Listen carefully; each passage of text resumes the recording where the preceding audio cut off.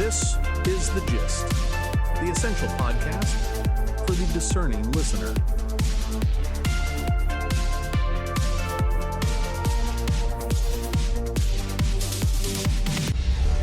Happy Saturday, everyone. It is June 20th, 2026. I'm John. And I'm Mary. This is The Gist. We help you make sense of the world one story at a time. We're jumping straight into the deep end today. Let's get to it. The Gist View. So Donald Trump is fresh off the G7 summit in France, and he's already back on Truth Social, mocking Italian Prime Minister Giorgia Meloni.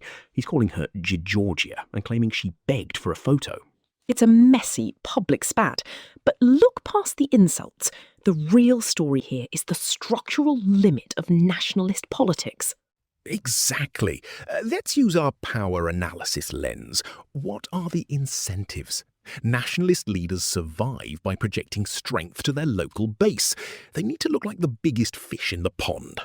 But here is the problem. You can't have two firsts in the same room. America first and Italy first are structurally incompatible doctrines. Traditional alliances work because they have institutional ballast, rules and bureaucracies that smooth out personality clashes. But these nationalist movements are personality-driven.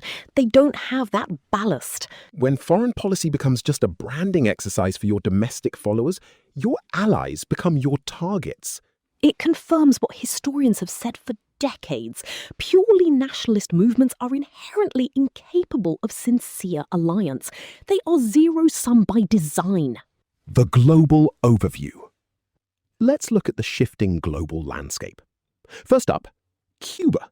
They are making a massive pivot. The regime is opening fuel, telecom and tourism to private and foreign capital. They're offering 99-year investment leases and letting private firms hire over 100 workers. It's a survival tactic. They are trading their ideological control for liquidity.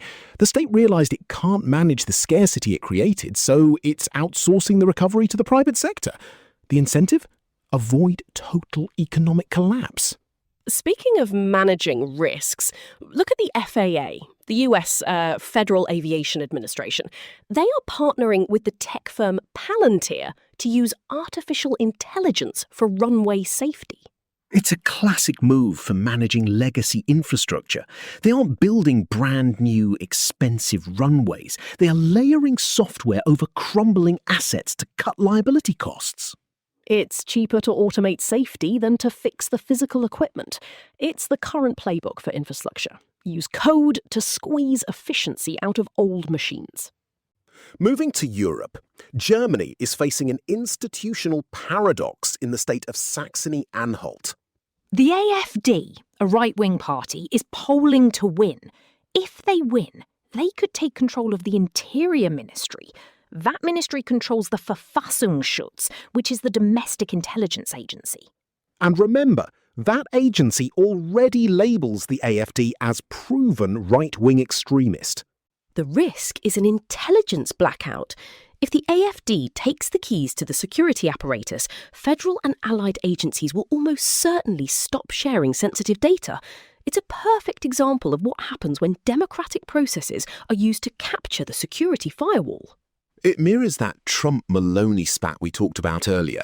When personalist politics move into key institutions, reliable, long-term coordination just evaporates.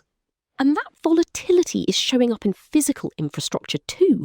Look at the fatal freight train collision in Munich. It's not just a sad accident, it's a signal. Europe's rail network is aging.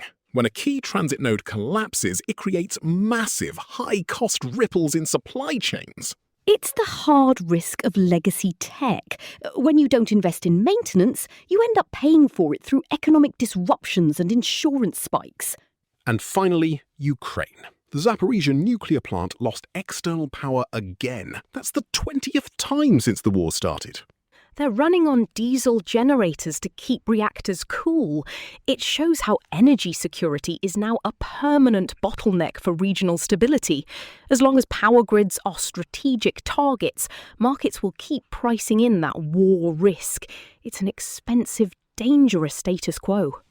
It's a busy day. We're seeing a global trend toward patching up failing systems, whether that's artificial intelligence on runways, private capital in Cuba, or energy reliance in Ukraine. The temperature today?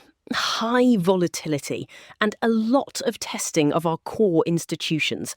We are watching the shift from reliable, rule-based systems to the unpredictable rhythm of personality-driven, zero-sum politics. Thanks for listening to The Gist. We are independent and reader-supported. If you like our take on the world, consider supporting our mission with a donation. We'll be back with you next time. Stay sharp. The Gist, News Digest, and podcast are entirely written and produced by artificial intelligence.